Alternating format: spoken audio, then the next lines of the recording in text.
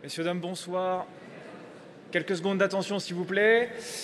Tout d'abord, le service de sûreté et de sécurité des pompiers vous souhaite la bienvenue au siège de l'UNESCO pour cette semaine du son. Juste pour vous exposer les différentes consignes de sécurité, si jamais il doit y avoir, mais normalement il ne se passera rien, car je suis là.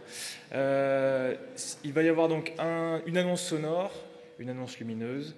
Il faudra donc évacuer la salle dans le calme, par l'entrée où vous êtes arrivé, ou alors de part et d'autre de la scène. Voilà, merci pour votre attention, une bonne semaine du son et une bonne soirée. Merci beaucoup.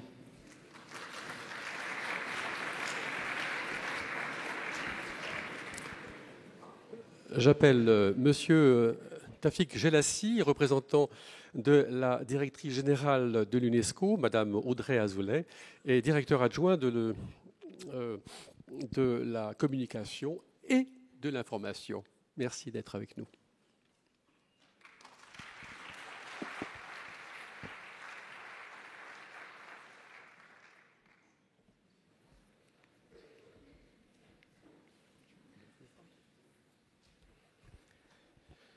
Excellences, Mesdames et Messieurs, c'est un grand plaisir ce soir de vous accueillir ici, au siège de l'UNESCO, pour cette soirée d'ouverture de la Semaine du Son. Je tiens tout d'abord à remercier l'équipe de l'association La Semaine du Son et son président, M. Christian Hugonnet, pour sa promotion active de la valeur du son en France, mais aussi à l'international. On sait que le son touche tous les âges et imprègne diverses dimensions économiques, culturelles, environnementales, sociétales, médicales, industrielles et culturelles. Le son contribue à notre comportement individuel et collectif, aidant ainsi à façonner les relations que nous tissons les uns avec les autres. La diffusion de la première émission de radio, il y a maintenant plus d'un siècle, a permis au son de devenir un moyen de communiquer, de véhiculer des informations, que ce soit par la radio, par l'audiovisuel, par les podcasts et aussi, de nos jours, par les réseaux sociaux. Aucune musique n'existe sans le son. D'ailleurs, ce soir, nous partagerons plus tard un moment musical avec Thomas Dutronc, qui est le parrain de cette 20e édition de la Semaine du Son. Je lui souhaite la bienvenue dans cette maison de l'UNESCO. Le thème de cette édition, savoir écouter, savoir se parler, me fait penser aux valeurs que défend l'UNESCO depuis sa création en 1945. L'UNESCO s'efforce de bâtir un monde où les gens vivent harmonieusement ensemble, se parlent et échangent librement leurs idées. En même temps, je pense aux cris assourdissants de conflits, de bombardements, de violences contre les filles et contre les femmes, et de catastrophes naturelles que nous avons tant entendues ces dernières années, mais aussi ces derniers mois. Cette dissonance touche tout le monde, mais surtout les personnes vulnérables, comme les enfants, les jeunes, les femmes et les personnes handicapées, ainsi que notre environnement et notre planète. Les grands enjeux du monde sonore sont ceux que l'UNESCO essaie de relever dans son mandat pour l'éducation, la culture, les sciences naturelles, les sciences sociales et humaines, la communication et l'information. Le 13 février prochain, nous célébrerons la Journée mondiale de la radio, cette année sous le thème de « Radio et paix ». La radio, en tant que moyen de communication fondé sur le son, permet l'échange avec les autres et la diffusion d'informations en temps réel. Elle est donc un outil essentiel pour empêcher les conflits et favoriser la paix. Ce n'est que lorsque la radio est indépendante de toute influence commerciale et politique qu'elle peut porter la voix de la réconciliation et de la paix.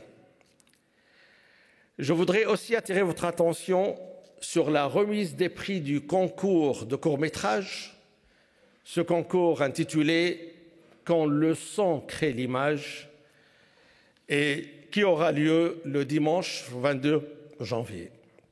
Cet événement a été rendu possible grâce à l'engagement du réseau des écoles associées de l'UNESCO à l'occasion de son 70e anniversaire. Je vous invite tous à participer à ces événements, à contribuer aux activités locales pendant la semaine du son, afin de sensibiliser aux meilleures pratiques relatives au son dans tous les domaines de la vie, afin de renforcer notre capacité à vivre tous en harmonie. Je vous remercie pour votre attention et je vous souhaite une excellente soirée et une excellente semaine du son.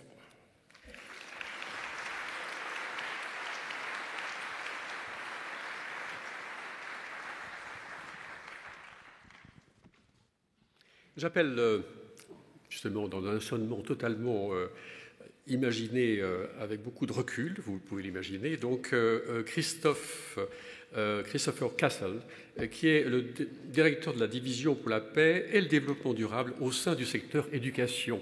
Précisément, merci d'être avec nous. Je vous demande de bien vouloir nous rejoindre sur cette estrade. Christopher.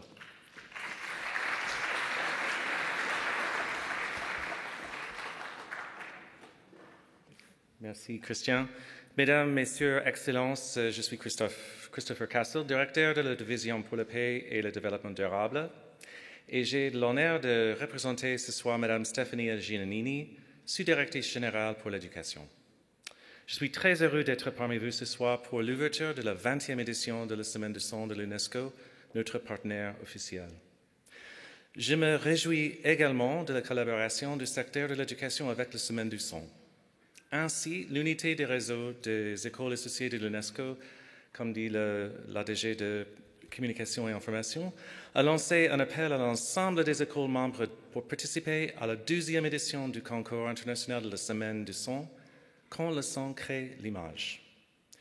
Je remercie et félicite les élèves et les enseignants qui ont été très nombreux à participer et qui ont fait de ce concours un véritable succès. Nous avons reçu 84 vidéos de 21 pays différents. Cette année, ce concours avait pour thème « Maintenir la paix, ne laisser personne derrière ». S'inscrivant ainsi dans le cadre du 7e anniversaire de le réseau, que nous serons heureux de célébrer ensemble, comme disait l'ADG de Communication et Information.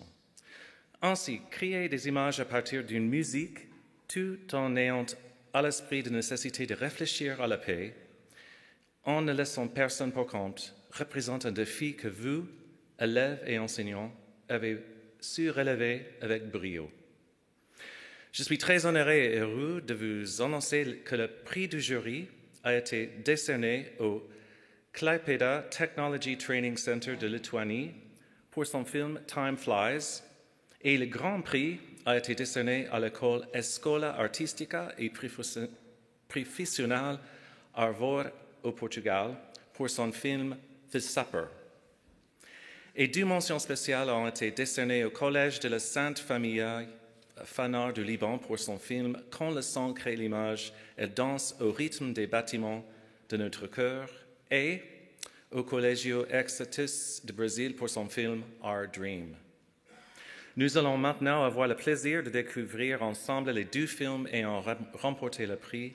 Bravo à toutes et tous, et tout particulièrement aux lauréats. Merci.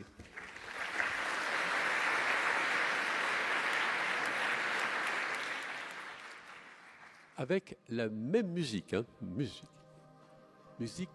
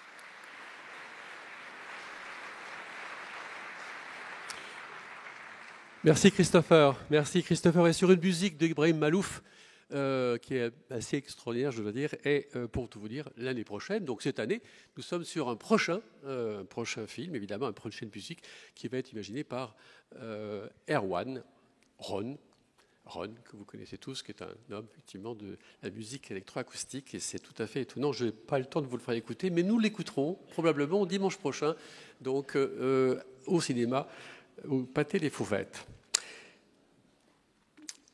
Il y a l'UNESCO, et puis il y a aussi l'Organisation mondiale de la santé. Il y a un certain nombre de personnes ici, vous êtes très nombreux à être du domaine de la santé, et pour vous saluer, vous tous en tout cas, Shelly Shadha, qui est aujourd'hui responsable du programme de prévention de la surdité et de la déficience auditive, eh bien, voulait nous faire un petit coucou. Et donc, je vous la présente en vidéo. Elle n'a pas pu se rendre disponible, mais elle voulait vous faire un petit coucou. On l'écoute et on la voit. Good evening and greetings from the World Health Organization. I'm Shelly Chadha, and I'm delighted to be able to join you, albeit virtually, for the launch of this edition of the Week of Sound. This initiative is even more relevant today than it has been in the past. The COVID-19 pandemic has changed, perhaps forever, the way the world works, facilitating communication and, in many cases, reducing the need for travel. However, it has, in many cases, also increased the exposure that we have to digitally compressed and amplified sound, creating potentially new challenges for hearing health. This initiative, the Week of Sound, serves to shine a light on this and other related issues, and it focuses on the dual aspects of sound quality and hearing health.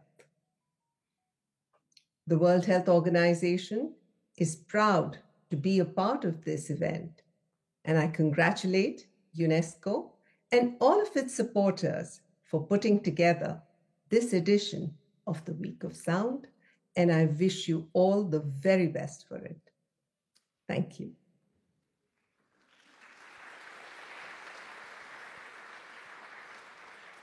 Personne qui nous est très proche d'année en année et qui nous suit de très près, avec lequel on a vraiment une relation extrêmement forte. Ça, c'est un vrai bonheur d'avoir l'OMS avec nous. J'ai été un petit peu rapide tout à l'heure, j'aurais dû remercier Julie Seito et Hélène Darn qui ont participé à ce magnifique travail qui consiste à récupérer plus de 200 ou 300 films du monde entier. Sachez quand même qu'on envoie en fait nos projets dans 11 500 écoles associées de l'UNESCO. C'est beaucoup de monde et il fallait aussi toute l'énergie et toute la volonté d'une bonne équipe qui nous suit maintenant depuis plusieurs années. Merci à vous deux en particulier, et bien sûr, merci à Christophe Cassol qui effectivement est arrivé et qui a envie, j'imagine, de continuer cette belle expérience. C'est en France, mais c'est aussi à l'étranger. Nous rayonnons, évidemment, on va voir tout à l'heure dans une vingtaine de pays, mais précisément pour vous le certifier, pour que vous soyez parfaitement conscient de cela, eh bien, j'ai demandé à Madame Naoko Hirayama, ministre déléguée permanente adjointe à la délégation du Japon, de bien vouloir dire 2 mots sur un événement qui s'est déjà tenu au Japon, à Tokyo. Madame, je vous laisse I give you the floor, as we say.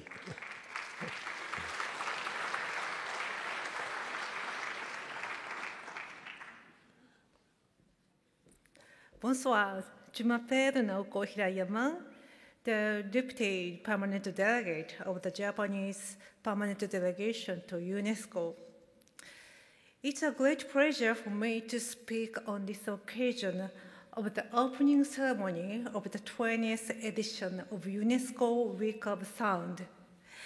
First, I would like to thank Monsieur Hugonet, the President Fonditu de la Semaine du Son, for inviting me to this special event.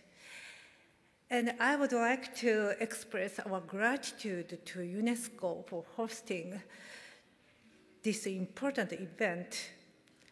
I'm particularly happy to be here since Japan attaches great importance to the sound. The aim of UNESCO Week of Sound is to educate the public and raise awareness among all actors in society about the importance of the quality of our sound environment. Their vision resonates with Japan, and we have been a firm supporter of this initiative. Therefore, it only gives us joy to see that the Week of Sound continued to grow for 20 years. In 2019, the Japanese edition of the Week of Sound was organized.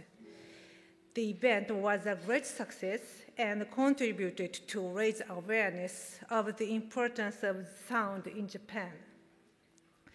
We hope that more countries will follow suit in order to reach out to the people across the globe.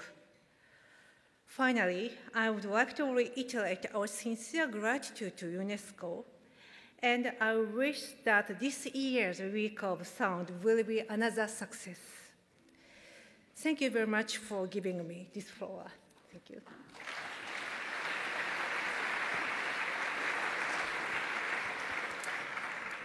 Monsieur Tafik Jelassi, Madame Gabriela Ramos, directrice adjointe des sciences sociales et humaines de l'UNESCO, Monsieur Antoine Magnan, conseiller santé du ministre de la Santé, merci d'être avec nous ce soir.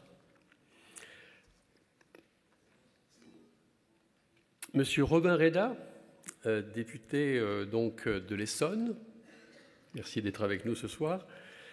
Excellences, Mesdames et Messieurs les ambassadeurs, chers amis de la Semaine du Son, mais aussi chers parrains indéfectibles de la Semaine du Son, Costa Gavra, Jean-Claude Casatsu, qui était malade la semaine dernière et qui nous a rejoint aujourd'hui dans son lit, et merveilleux Jean-Claude, mon Dieu, chaque année on te retrouve ici avec beaucoup d'enthousiasme.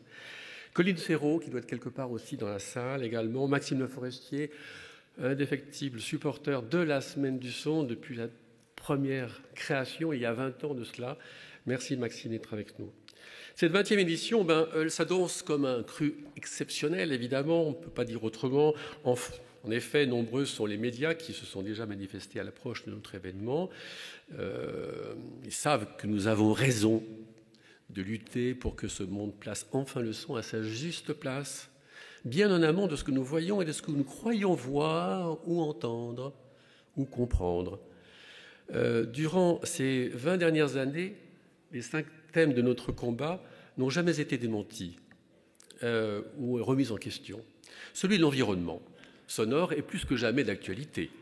Au lendemain de la pandémie qui nous a fait connaître et goûter au silence, nous avons ainsi dénoncé le bruit pour les pauvres et le silence pour les riches. Ce silence qui donne accès à la réflexion. Alors, beaucoup de journalistes nous posent cette question et je crois que c'est quelque chose qui est en train de se mettre en place. Bien évidemment qu'il y a ségrégation par le sonore et personne n'oserait dire le contraire aujourd'hui. Nous mettons l'accent cette année sur les ambiances sonores des restaurants, jusque-là non maîtrisées. Qui aurait pu imaginer que, selon un sondage mené avec Saint-Gobain, 80% des 18-24 ans rejoignent les plus de 50 ans et disent éviter les restaurants bruyants. C'est intéressant. La soirée du jeudi à l'UNESCO nous apportera de nombreuses réponses à cette problématique essentielle qui détruit notre qualité de vie. Vous savez, ce sonore qui ne désemplit jamais, j'appelle cela, moi, le linceul sonore des villes. On en a parlé au Liban, et bien, on en a parlé au Caire aussi. Cette espèce de...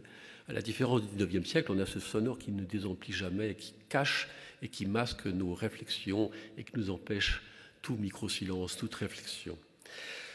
Le thème de l'enregistrement et de la production va donner lieu à la création l'an prochain d'un label, qualité sonore, élaboré avec l'IRCAM Amplify, l'Institut de l'audition et Universal qui nous a rejoints cette année. Une première mondiale qui nous permettra de nous assurer de l'excellence de la qualité sonore sur tous les supports de reproduction. Et il nous faudra donc bien une année pour arriver à sortir tous ces critères d'évaluation. On a commencé à y travailler à IRCAM Amplify et il y a un postdoc qui travaille là-dessus de manière jour et nuit justement pour qu'on puisse l'année prochaine vous présenter ce fameux label. Et puis nous évoquerons également avec l'IRCAM Amplify les plus récents développements en matière de spatialisation, d'immersion sonore, d'intelligence artificielle. Vous voyez, c'est un monde absolument incroyable qui s'ouvre à nous. Le thème de la santé auditive, lui aussi, est d'actualité, au moment même où la connaissance de notre perception sonore s'installe sur un secteur jusque-là souvent inexploré, celui du cerveau, celui de la thérapie génie, comme le dit si bien Christine Petit. Merci d'être avec nous, Christine, ce soir. Plusieurs entreprises françaises nous présenteront ce mercredi des avancées spectaculaires, tant dans le domaine de la prévention au lendemain d'un traumatisme sonore que dans le domaine de la correction auditive. Nous parlerons également des implants cochléaires qui ont fait des progrès absolument incroyables. Ça, c'est bientôt, c'est mercredi soir. Venez nombreux.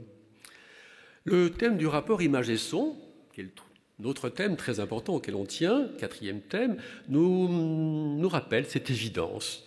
Le son crée l'image, et pas l'inverse. Quand on a le son, on a l'image. Mais quand on a l'image, on n'a pas forcément le son. Le podcast, en pleine expansion, qui sera d'ailleurs un des thèmes vendredi prochain, est un révélateur essentiel de cette vérité, car le sonore nous donne forcément une image, notre liberté. C'est pour ça que les jeunes adorent les podcasts, parce qu'ils ont la liberté de voir ce qu'ils veulent voir. Personne ne s'y trompe.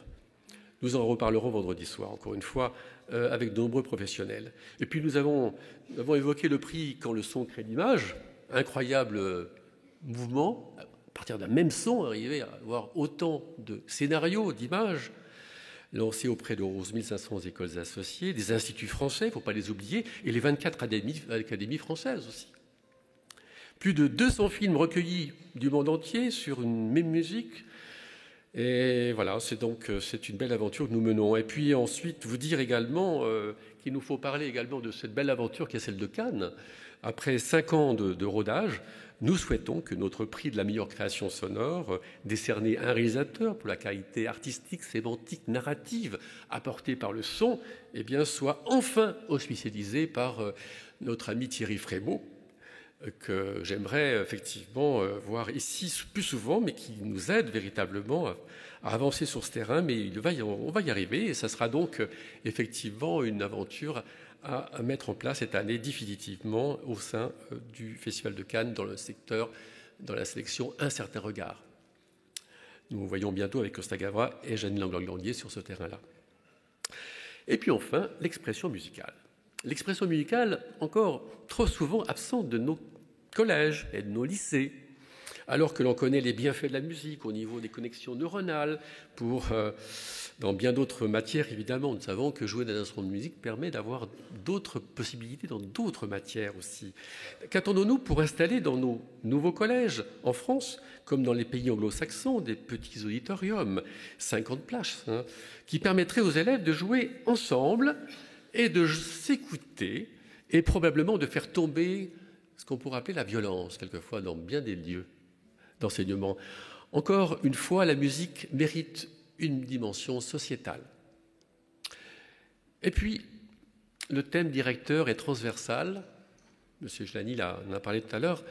Le thème directeur et transversal de cette 20e édition est de savoir écouter, savoir se parler.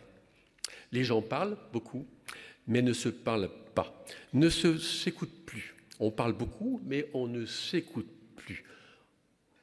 On parle, mais on ne se parle pas. Et ce n'est pas facile de soutenir une conversation, mais n'est-ce pas aussi un souci de démocratie?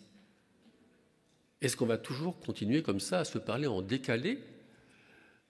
Quand vous appelez quelqu'un au téléphone, vous l'avez plus, c'est fini, c'est du passé, ça. Donc la personne répond quand elle veut, si elle veut, en fait. Et donc cette connexion décalée, cette dialectique qui n'en est plus une, il ne faudrait pas la perdre. Et là, nous touchons là une notion politique, forcément. Il faut rester en relation avec les autres, à l'instant T. Et nous évoquerons cette semaine cette question demain soir au Bernardin. Voilà, la semaine du son 2023 est désormais lancée à Paris, puis dans 40 villes françaises, et désormais, grâce à l'UNESCO, dans plus de 10 à 20 pays. Il y a la Belgique, il y a le Canada, il y a le Liban, pays qui organise depuis maintenant 2 ans ou 3 ans cette belle opération. Bon, la Belgique, c'est depuis le départ, évidemment, mais ce sont des amis, ils sont juste à côté de chez nous. Mais quand même, il faut les citer. Et puis l'Égypte aussi, qui s'est lancée cette année de manière incroyable aussi sur cet événement. La Guinée équatoriale également, l'Espagne, ça fait 3 ans que nous sommes en Espagne, le Royaume-Uni, 2e année, le Brésil qui commence l'année prochaine avec nous, la Tunisie, puis le Maroc, puis bien d'autres encore qui se sont placés pour organiser une semaine du son dans tous ces pays au moment où ils le désirent, dans le courant de l'année. On s'en réjouit évidemment. Alors, est-ce que cette semaine du son peut contribuer à améliorer au niveau national, mais également international, notre bien-être, notre développement? J'aime bien dire que le cabinet Asterès de Nicolas Bouzou nous a démontré que le sonore, en force de travail, est évalué à près de 37 milliards d'euros en France. C'est pas rien quand même. Ça veut dire que le sonore, c'est une force de frappe importante. Et puis, mon Dieu, il faut que notre compréhension et que notre relation aux autres et au monde soit définitivement améliorée, surtout en cette période que nous vivons. Voilà, je voulais vous dire tout cela parce que je crois que c'était du fond du cœur et je sais que vous êtes, vous qui appartenez à tous les secteurs qu'on vient de citer ce soir, vous êtes les témoins, mais aussi les acteurs, et ô combien des acteurs essentiels de notre combat. Sans vous, on ne serait rien du tout. Mais aussi sans nos partenaires qui sont ici et bien présents sur cette feuille. Je ne peux pas les citer évidemment tous. Je remercie l'Acoustique aussi de nous prêter généreusement et gracieusement des enceintes pour sonoriser cette salle au mieux. Et me voilà maintenant au moment le plus fort de la soirée, celui que vous attendez tous. Celui, il me revient le plaisir d'accueillir notre parrain, Thomas Dutronc.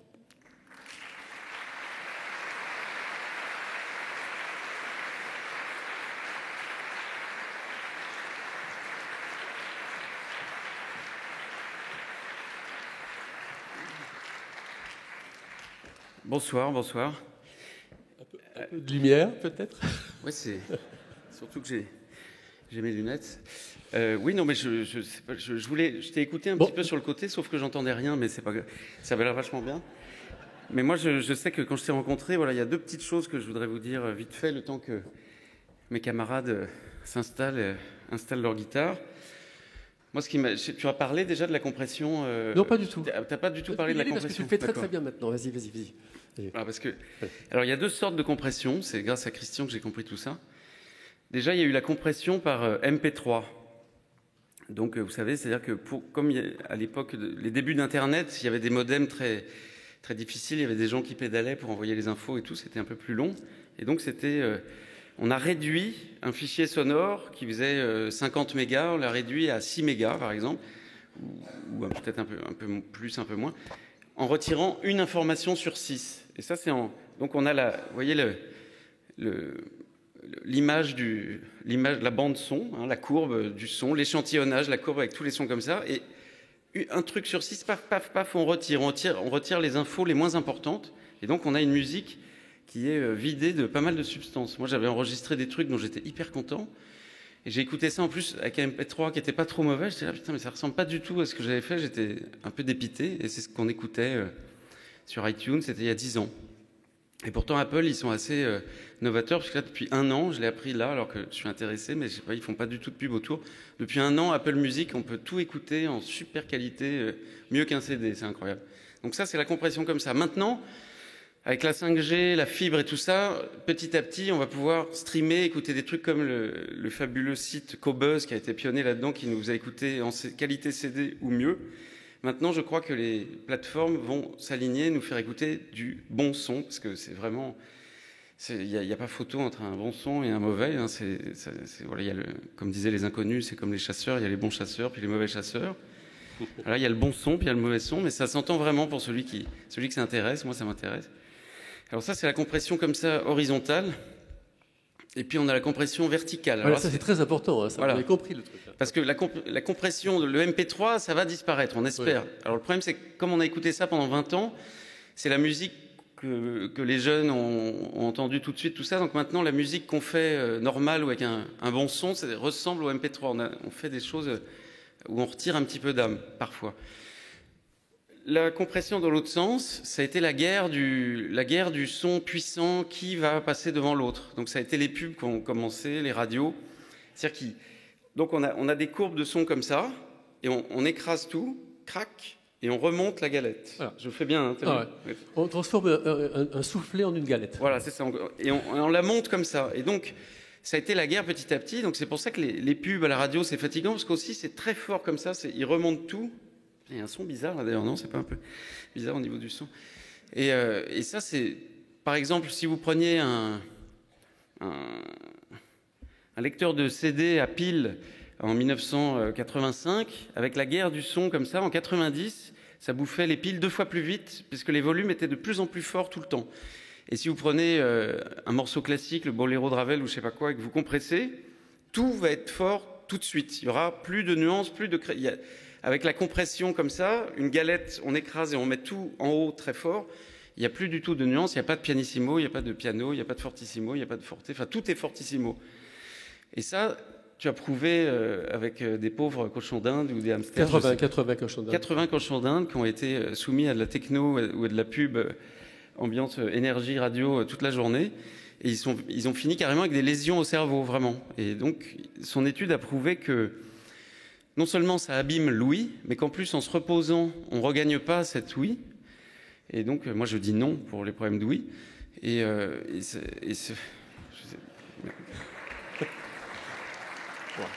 le problème, c'est que ça... Et en plus, tu as prouvé que c'est pas seulement les cellules dans l'oreille, mais c'est aussi des connexions, des neurones dans le cerveau qui créent voilà, de la démence, de la sénilité, tout ça. Donc c'est carrément un problème de santé publique, en fait. C'est ça qui est assez incroyable. C'est-à-dire qu'on se dit, il faut pas être fataliste. Donc Christian, il se bat parce que ça rend sourd le MP3, hein, parce que le reste, c'est pas vrai. Donc la compression verticale et horizontale, ça rend sourd, c'est vrai. Le reste, non, ça rend pas sourd. Je crois qu'il vaut mieux pratiquer ces pratiques solitaires que d'écouter de la radio ou des musiques trop compressées dans un sens ou dans l'autre. Petite nuance quand même sur la compression qui est importante. On en met quand même dans les disques et dans la musique, c'est normal, un petit peu. Faut pas en abuser, c'est comme de tout, comme les conservateurs, je sais pas quoi. Il faut prendre des compressions un petit peu plus naturelles, pas exagérer. Mais comme tu expliquais bien, c'est grâce à une compression qu'on va pouvoir mettre une batterie avec une guitare acoustique. Parce que s'il n'y a pas du tout de compression, on n'entendra jamais la guitare acoustique. Donc aujourd'hui, c'est vrai qu'on peut mélanger dans des disques des sons qui n'ont pas de rapport forcément, et les écouter bien. Mais c'est un autre style de compression. Enfin bref, voilà, je m'arrête là. C'était très bien, c'était très clair. Mais je pense que vraiment, donc il faut se reposer les oreilles et...